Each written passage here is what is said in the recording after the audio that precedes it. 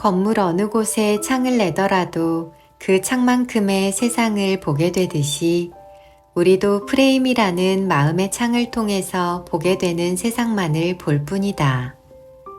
우리는 세상을 있는 그대로 객관적으로 보고 있다고 생각하지만 사실은 프레임을 통해서 채색되고 왜곡된 세상을 경험하고 있는 것이다. 안녕하세요. 시간이 지나도 마음에 남는 책 이야기, 책 읽는 라디오 별하다입니다. 오늘 읽어드릴 책은 서울대학교 심리학과 교수 최인철 작가의 프레임입니다. 이 책은 2007년 출간 이래 대한민국 오피니언 리더의 필독 교양서로 불리며 30만 독자의 사랑을 받아온 프레임의 10주년 개정 증보판입니다. 프레임의 개념과 본질을 종합적으로 정리하고 시대 변화에 맞춰 새롭고 다양한 사례와 연구 결과를 충실히 반영하여 초판보다 100페이지 증가되었다고 합니다. 저자 최인철 교수는 앞으로 주기적으로 프레임을 보완하여 개정판을 출간할 계획이라고 밝혔습니다. 사람들은 흔히 프레임을 마음가짐 정도로만 생각하는데 프레임은 단순한 마음먹기가 아니다. 그것이 습관으로 자리 잡을 때까지 리프레임 과정을 끊임없이 반복해야 한다. 이 책은 우리의 착각과 오류, 오만과 편견, 실수와 오해가 프레임에 의해 생겨남을 증명하고 그것에서 벗어나는 방법을 제시한다. 오해와 편견으로 가득 찬 세상에서 나와 타인을 이해하고 더 나은 삶을 창조하는 지혜와 겸손을 장착하는 것. 우리가 프레임을 배워야 할 이유라고 저자는 말합니다. 그럼 지금부터 프레임, 책의 일부를 읽어드립니다.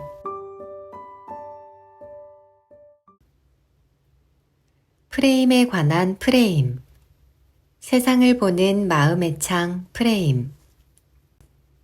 프레임에 관한 가장 흔한 정의는 창문이나 액자의 틀 혹은 안경테다. 모두 보는 것과 관련이 있다. 프레임은 뚜렷한 경계 없이 펼쳐진 대상들 중에서 특정 장면이나 대상을 하나의 독립된 실체로 골라내는 기능을 한다. 광활하게 펼쳐진 풍경 중 어느 곳을 찍을지 고민하는 사람이 양손에 엄지와 검지로 사각 프레임을 만들어서 여기저기 대보는 장면을 상상해보라. 동일한 풍경을 보고도 사람들마다 찍어낸 사진이 다른 이유는 그들이 사용한 프레임이 다르기 때문이다. 물리학에서도 기준 틀이라는 용어를 쓰는데 이 역시 세상을 관찰하는 데 사용되는 특정한 관점을 의미한다. 정확히는 어떤 물체의 위치와 운동을 표현하는 좌표를 뜻한다. 프레임은 한마디로 세상을 바라보는 마음의 창이다. 어떤 문제를 바라보는 관점, 세상을 향한 마인드셋, 세상에 대한 은유, 사람들에 대한 고정관념 등이 모두 프레임의 범주에 포함되는 말이다.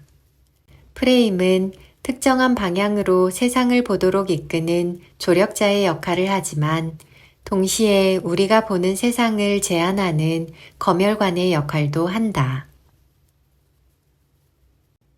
프레임은 고정관념이다. 아버지와 아들이 야구 경기를 보러 가기 위해 집을 나섰다. 그런데 아버지가 운전하던 차의 시동이 기차 선로 위에서 갑자기 꺼졌다. 달려오는 기차를 보며 아버지는 시동을 걸려고 황급히 자동차 키를 돌렸지만 소용이 없었고 결국 기차는 차를 그대로 들이받고 말았다. 아버지는 그 자리에서 죽었고 아들은 크게 다쳐 응급실로 옮겨졌다. 수술을 하기 위해 급히 달려온 외과 의사가 차트를 보더니 난 이 응급 환자를 수술할 수 없어. 얘는 내 아들이야. 라며 절규하는 것이 아닌가? 어떻게 이런 일이 가능할까? 아버지는 아들과 사고를 당한 뒤 그 자리에서 죽지 않았던가? 혹시 의사가 친아버지이고 야구장에 같이 간 아버지는 양아버지였을까? 아직도 이 상황이 이해되지 않는가? 그렇다면 이제 그 의사가 아들의 엄마라는 사실을 알고 다시 읽어보라. 모든 상황이 자연스럽고 분명하게 다가올 것이다. 당신이 이 시나리오를 조금이라도 의아하게 생각했다면 그 이유는 당신이 외과 의사는 남자라는 전통적인 프레임을 가지고 있기 때문이다. 성고정관념의 프레임에서 자유로운 사람이라면 곧바로 그 의사가 엄마임을 짐작했을 것이다. 그러나 불행히도 외과 의사가 엄마라고 짐작하는 사람은 소수에 불과하다. 응급수술을 담당하는 외과 의사라는 말에 거의 자동으로 남자를 떠올린 사람은 인류 역사를 통해 뿌리 깊게 형성되어 온 젠더 프레임의 희생양일지 모른다. 우리는 많은 고정관념의 프레임에 갇혀 있다. 인종, 성, 나이, 국가, 사회적 지위, 옷차림, 외모, 학력 등이 만들어내는 고정관념에서 자유롭기가 쉽지 않다. 사람들을 대할 때 끊임없이 휘몰아치는 고정관념의 유혹에서 스스로를 지킬 수 있을까? 고정관념이라는 폭력적인 프레임을 거부하고 있는 그대로의 타인과 만나는 일은 일생을 걸고 도전해 볼 만한 가치가 있다. 프레임은 다양한 형태를 지닌다. 우리의 가정, 전제, 기준, 고정관념, 은유, 단어, 질문, 경험의 순서, 맥락 등이 프레임의 대표적인 형태다. 사람들은 흔히 프레임을 마음가짐 정도로만 생각한다. 그래서 좋은 프레임을 갖추기 위해서는 좋은 마음을 가져야겠다고 결심한다. 그러나 프레임은 결심의 대상이라기보다는 설계의 대상이다. 프레임 개선 작업은 나의 언어와 은유, 가정과 전제, 단어와 질문, 경험과 맥락 등을 점검한 후에 더 나은 것으로 설계하고 시공하는 작업을 요한다. 사람인가 상황인가? 인간 행동을 보는 새로운 프레임. 행동의 원인, 사람인가 상황인가? 이 이슈에 대하여 어떤 프레임을 갖느냐에 따라 우리의 많은 행동이 달라진다. 문자 메시지에 응답하지 않는 사람을 두고 그를 비난할 것인가, 그의 상황을 이해해 보려고 노력할 것인가, 범죄를 저지른 사람에게 중형을 선고할 것인가, 정상을 참작할 것인가. 이 모든 문제들은 사람 프레임과 상황 프레임 사이의 선택의 문제다. 지난 수십 년간 사회심리학 연구가 밝혀낸 사실은 보통의 사람들은 사람 프레임으로 세상을 본다는 점이다. 보통의 존재는 어떤 사람이 착한 일을 하는 이유는 그 사람이 착하기 때문이고 악한 일을 하는 이유는 그 사람이 악하기 때문이라는 사람 프레임의 지배를 받는다. 그러나 놀랍게도 사람 프레임이 언제나 옳다는 과학적 증거는 생각보다 빈약하다. 오히려 사람의 행동은 그가 처한 상황에 의해 결정된다는 상황 프레임을 지지하는 증거가 많다. 사람 프레임에서 상황 프레임으로의 변화는 천동설에서 지동설로의 변화만큼이나 혁명적이다. 지동설을 믿을 만한 일상의 경험적 증거는 별로 없다. 과학 시간에 배우지 않았더라면 지구가 그렇게 빠른 속도로 돌고 있는데도 우리가 넘어지지 않고 멀쩡하게 서 있을 수 있다는 사실을 어떻게 받아들이겠는가? 과학이 알려주지 않았다면 우리의 경험만으로 지구가 돌고 있다는 사실을 깨닫기는 지금까지도 어려웠을 것이다. 마찬가지로 악이 사람이 아니라 상황에 의해 유발된다는 점도 일상의 경험만으로는 쉽게 납득이 가지 않는다. 상황이 원인이라면 어떤 상황에서는 누구나 예외 없이 악을 저질러야 하고 또 다른 상황에서는 누구나 예외 없이 선을 행해야 한다. 하지만 우리 주변에서 악을 행하는 사람도 소수이고 선을 행하는 사람도 소수에 지나지 않는다. 따라서 그런 류의 사람만이 그런 행동을 한다는 사람 프레임이 설득력을 가질 수밖에 없다. 우리의 경험이 천동설을 지지하더라도 과학적 연구에 의해 지동설을 믿듯이 우리의 경험이 사람 프레임을 지지하더라도 과학적 연구에 기초하여 상황 프레임을 받아들여야 한다. 상황을 고려하지 않은 채 사람 프레임만을 고수하게 되면 인간관계에서 서로에 대한 오해는 계속될 것이고 결국 우리는 정확하지 않은 눈으로 세상을 보게 될 것이다. 행동의 원인은 밖에 있다. 1964년 3월 27일 뉴욕타임스에 대단히 자극적인 제목의 기사가 실렸다. 살인사건을 목격한 38명 중 한 사람도 경찰에 신고하지 않았다. 사건의 내용은 다음과 같다. 키티 제노비스라는 여성이 일을 마치고 밤에 귀가하던 도중 강도를 만났다. 그녀의 비명에 잠에서 깬 주민들이 창밖으로 그 장면을 보기 시작했다. 범인은 놀라서 도망쳤지만 아무도 그녀를 도와주러 나오지 않았고 경찰도 오지 않자 범인은 되돌아와서 제노비스를 재차 공격했다. 제노비스는 결국 살해당하고 말았다.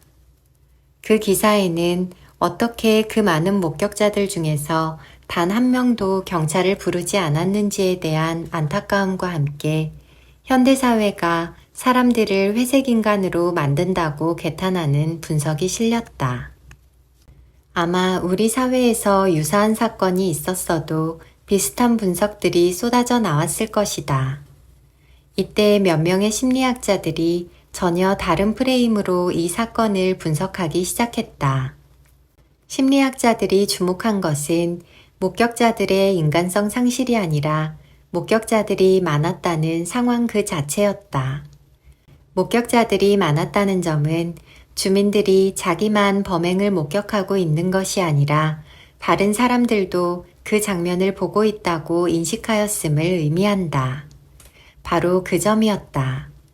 나 말고도 다른 구경꾼이 많다는 사실. 그 사실이 역설적으로 사람들로 하여금 도움을 주는 행동을 방해한다. 만일 목격자가 자기 혼자였다면 즉시 경찰을 불렀을 것이다. 그러나 그들은 다른 사람이 이미 경찰을 불렀을 것이라고 짐작했다. 설사 끔찍한 일이 벌어지더라도 자기 혼자만의 책임이 아니라는 책임감의 분산도 경험했을 것이다. 자기 혼자 그 장면을 목격하고도 경찰을 부르지 않았다면 비극적 결말에 대한 모든 도덕적 책임은 본인이 져야 한다. 따라서 매우 역설적으로 들리겠지만 위급 상황에서는 목격자들의 수가 늘어날수록 그 상황에 개입하여 도움을 줄 행동의 가능성은 오히려 줄어들 수도 있다. 이를 방관자 효과라고 한다. 2014년에 이 사건의 구체적인 사실이 상당 부분 왜곡되었다는 내용을 담은 책이 미국에서 발간되었다. 케빈 쿡이라는 저널리스트가 쓴 책, 키티 제노비스, 살인, 방관자, 미국을 바꾼 범죄에 따르면 원래 신문기사는 사건의 중요한 사실들을 확인조차 하지 않고 쓰였다. 예를 들면 기사에서는 현장에 38명의 목격자가 있었다라고 밝히고 있지만 실제로는 최소한 49명의 목격자가 있었던 것으로 드러났다. 단 한 명도 돕지 않았다라고 했지만 실제로는 키티를 도우려는 시도가 있었다. 따라서 38명의 목격자, 더 나아가 그들이 살았던 지역, 그리고 뉴욕 전체가 인간성을 상실했다는 뉴욕타임스의 기사는 경찰의 무능과 황색 저널리즘이 만들어낸 거짓이었다. 경찰이나 언론 모두 현대사회가 만들어낸 인간성 상실이라는 모든 사람들의 입맛에 맞는 스토리를 만들어내고 싶어 했던 것이다. 그러나 이런 사실 왜곡에도 불구하고 이 사건과 일련의 후속 연구들이 상황 프레임의 중요성에 대해 던지는 메시지는 여전히 유효하다. 쿡의 새로운 책에서도 방관자 효과의 증상이 이야기된다.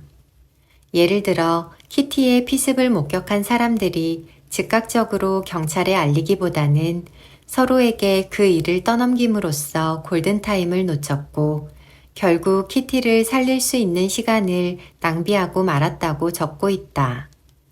키티 제노비스 사건만으로 상황 프레임의 중요성을 강조하기에는 불충분하기 때문에 관련된 연구들을 더 살펴볼 필요가 있다.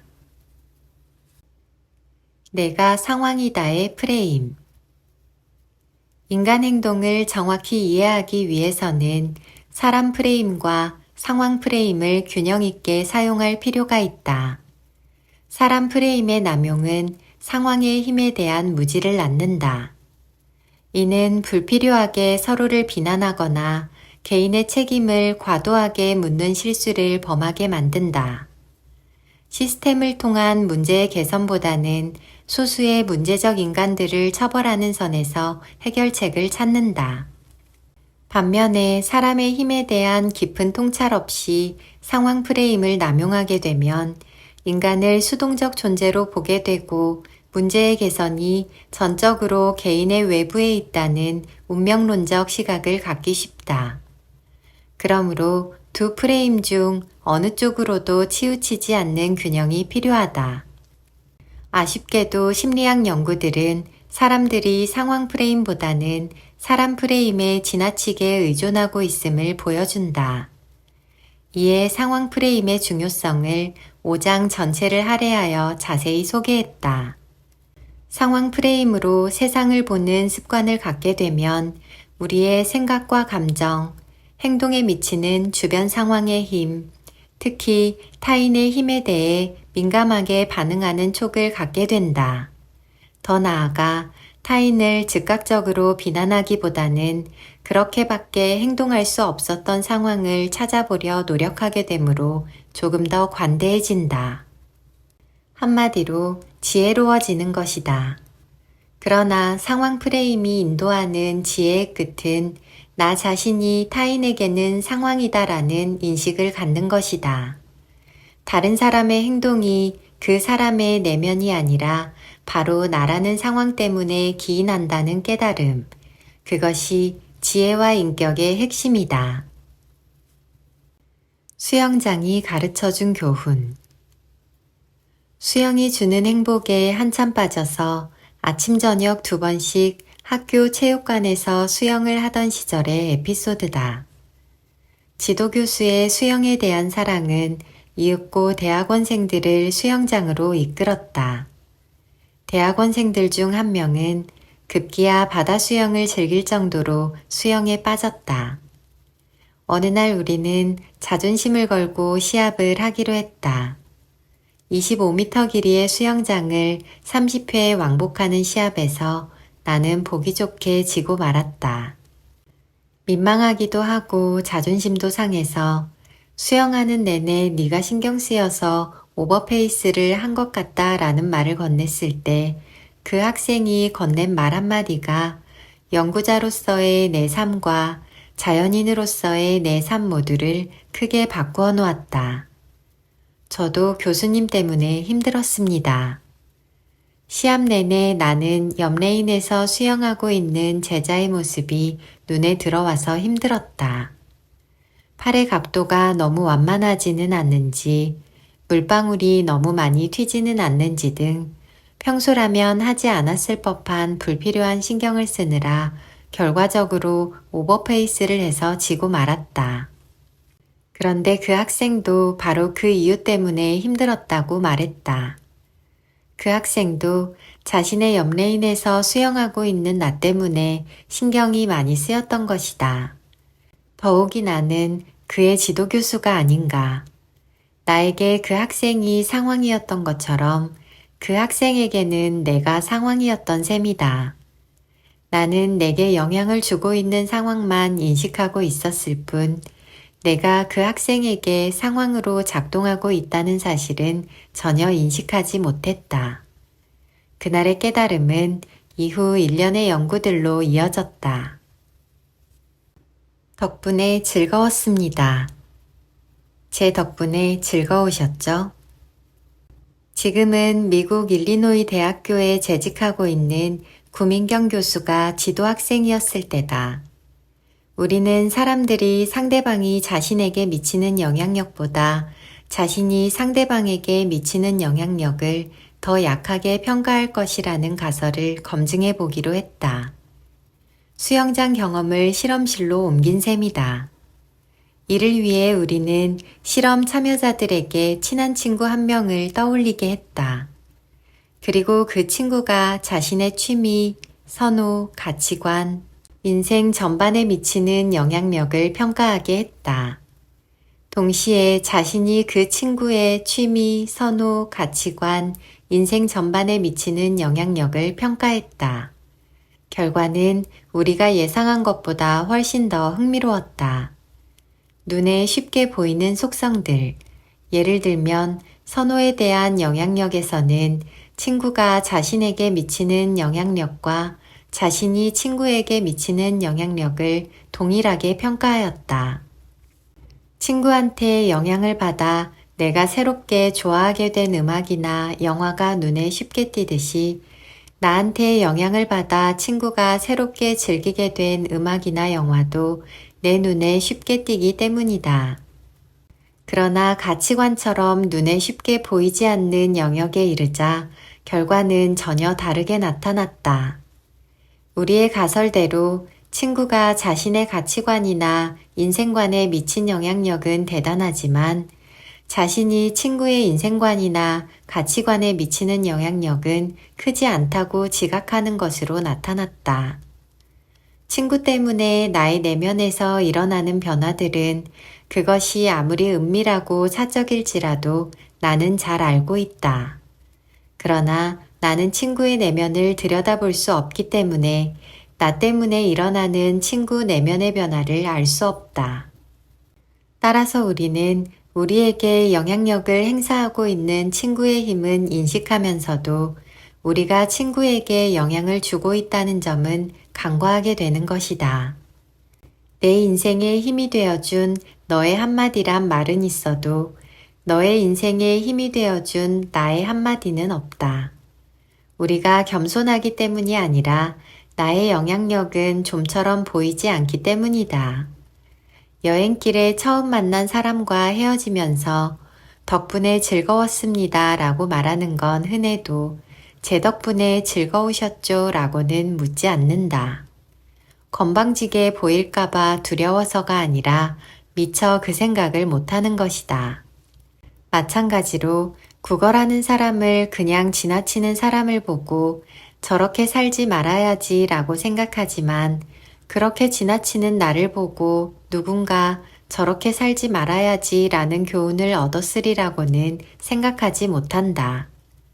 임산부에게 자리를 양보하는 누군가를 보고 세상은 아직도 따뜻해 라고 생각하면서도 언젠가 그런 행동을 한 나 때문에 누군가 그런 희망을 가졌으리라고는 생각하지 못한다. 이렇듯 우리는 철저하게 자신의 영향력에는 눈을 감고 있다. 지혜로운 사람의 11가지 프레임. 지금 여기 프레임을 가져라. 사람들은 현재를 준비기라고 프레임하는 경향이 있다. 현재는 더 나은 미래를 위해 준비하고 일방적으로 희생해야 하는 시간이라고 생각한다. 즐기고 만끽해야 할 대상이 아니라 참고 견뎌야 하는 대상이라고 믿는다. 그래서 부모는 중간 시험을 잘 보고 집에 온 초등학생 자녀에게 맘껏 칭찬을 해주기보다는 기말 시험이 더 중요하다며 미래에 대한 부담을 준다. 자녀가 기말 시험을 잘 보고 오면 이번에는 중학교 때 잘하는 게 진짜 실력이야 라고 말한다. 아이는 물론 부모 스스로도 지금 당장 마땅히 누려야 할 기쁨과 즐거움을 포기한다. 그런 과정을 거치고 수능 시험을 잘 치르고 나면 이번에는 또다시 대학에 가서 잘하는 게 진짜라며 한술 더 뜬다. 대학은 직장 생활을 위해 희생되고 직장 생활은 노후 대책을 마련하느라 희생된다. 노후는 다시 자녀를 위해 손자, 손녀를 위해 희생된다. 인생의 전 과정이 이런 식으로 진행된다.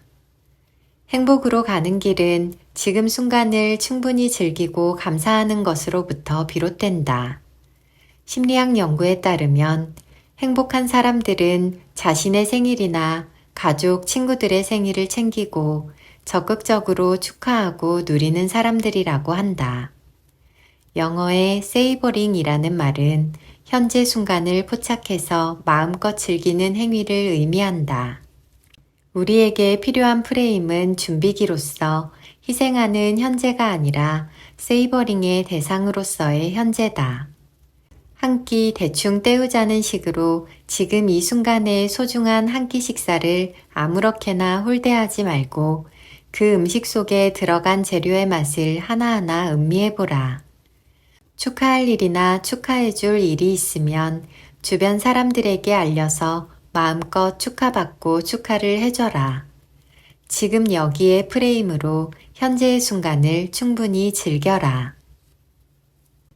긍정의 언어로 말하라. 한 사람의 언어는 그 사람의 프레임을 결정한다.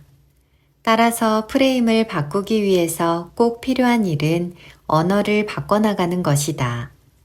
특히 긍정적인 언어로 말하는 것이 반드시 필요하다. 1932년 180명의 젊은 여성들이 미국에서 수녀로 첫 발을 내디뎠다.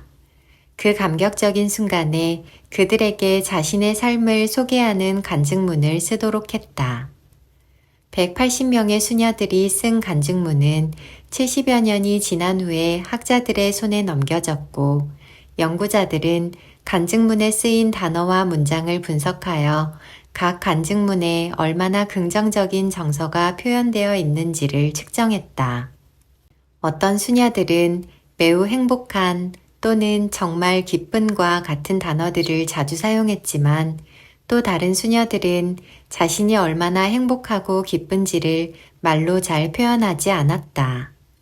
그런데 놀라운 사실은 긍정적인 단어를 많이 사용한 상위 25%의 수녀들 가운데 90%가 넘는 수녀들은 85세까지 장수하고 있었지만 긍정적인 단어를 적게 사용한 하위 25%의 수녀들 중에서는 겨우 34%만이 생존해 있었다는 점이다.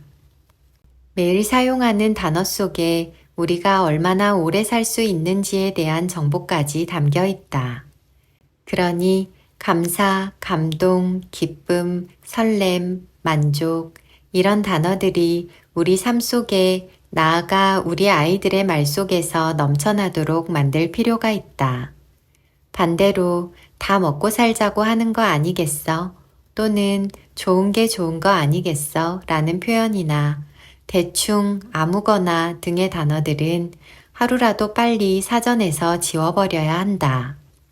이런 말들은 우리의 마음가짐을 최고의 프레임에서 순식간에 충분한의 프레임으로 바꿔버린다. 누군가 이런 체념적 말을 던졌을 때 우리 마음속에서 얼마나 순식간에 탁월함에 대한 추구가 사라지는지 경험해 본 사람이라면 이런 표현들이 갖고 있는 무서운 전염성의 위력에 공감할 것이다. 특히 부모와 교사, 상사들은 자녀와 학생들, 부하 직원들 앞에서는 절대로 이런 말을 사용해서는 안 된다. 습관적으로 내뱉은 이런 말들은 듣는 이들로 하여금 좋은 것에서 위대한 것으로가 아닌 위대한 것에서 좋은 것으로의 마음가짐을 유도하기 때문이다. 항상 긍정의 프레임을 만드는 긍정적인 언어로 말하는 습관을 들여라. 누구와의 프레임을 가져라. 심리학에서 미스터 해피니스 혹은 킹 오브 해피니스라고 불리는 행복 전문가인 에드 디너 교수는 긍정 심리학의 또 다른 대가인 마틴 셀리그먼 교수와 함께 매우 행복한 사람이라는 흥미로운 논문을 발표한 적이 있다. 이 연구에서 디너와 셀리그먼은 222명의 사람들을 대상으로 그들의 행복을 측정한 후에 그 점수에 근거해서 가장 행복하다고 스스로 보고한 상위 10%에 해당하는 사람들의 특성을 집중적으로 분석했다. 가장 행복하다고 답한 10%의 사람들과 나머지 사람들이 보인 가장 큰 차이점은 무엇이었을까? 돈, 건강, 운동, 종교였을까? 아니다. 가장 큰 차이점은 바로 관계였다.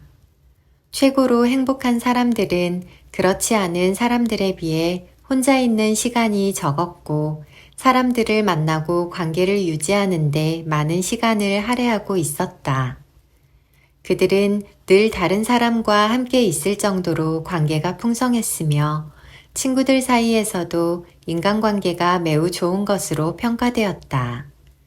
흥미로운 사실은 222명 중 가장 행복한 상위 10%인 22명 중에서 21명이 조사 당시 이성 친구가 있었다는 점이다.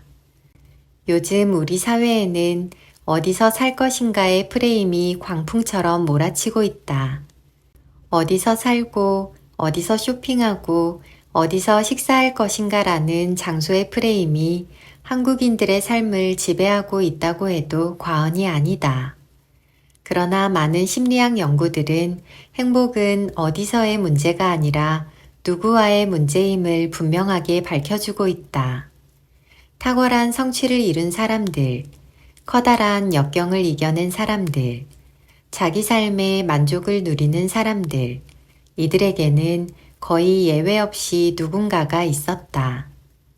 이 책의 주제인 프레임을 연구하여 노벨상을 수상한 심리학자 카너먼 교수도 예외는 아니었다.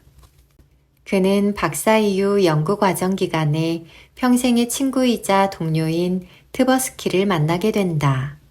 그 만남은 카너먼의 연구 주제를 바꿔놓았고 마침내 그에게 노벨상을 안겨주었다.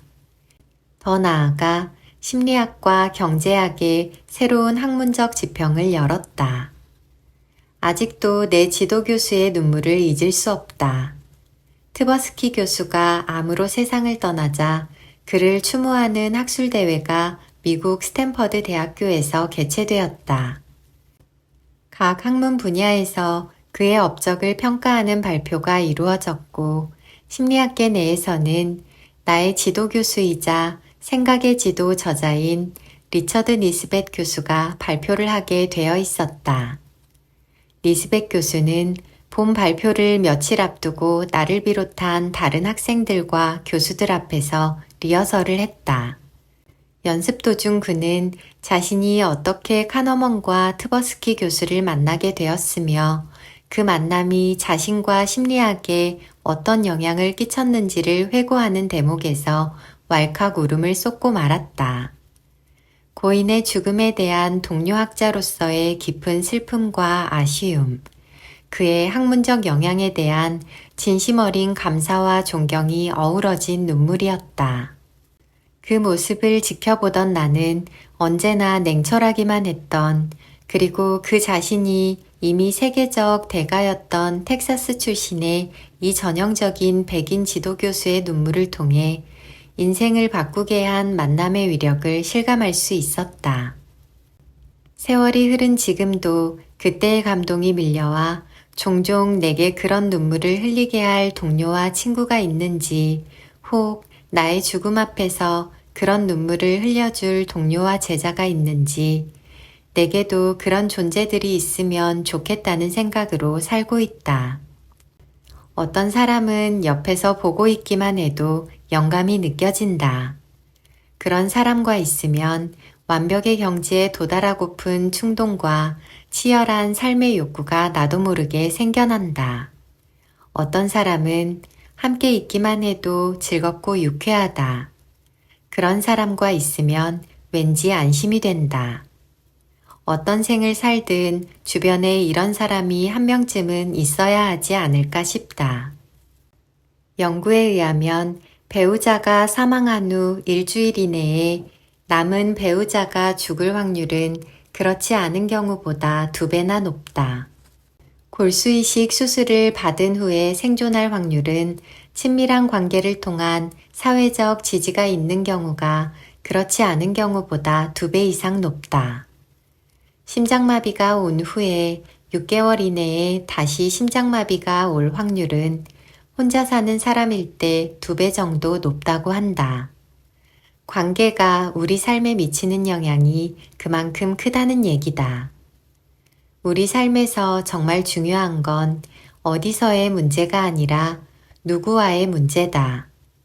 이제 이 프레임으로 우리 삶의 모든 영역을 들여다보도록 하자.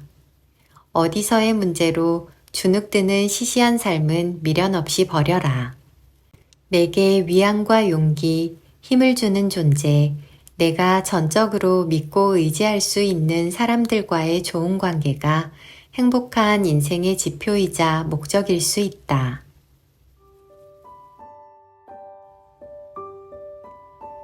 오늘 준비한 책 이야기는 여기까지입니다. 마지막으로 저자의 에필로그 중 일부를 읽어드립니다. 세상을 바라보는 우리들 개개인의 마음의 창을 점검하고 새로운 창을 갖추는 것은 삶이 우리에게 허용한 가장 큰 축복이자 의무다. 이 책에서 소개한 내용들이 독자들의 프레임을 리프레임하는 새로운 계기가 되기를 바라면서 영국의 극작가 톰 스토파드의 말로 이 책을 마치려고 한다. 모든 출구는 어딘가로 들어가는 입구다.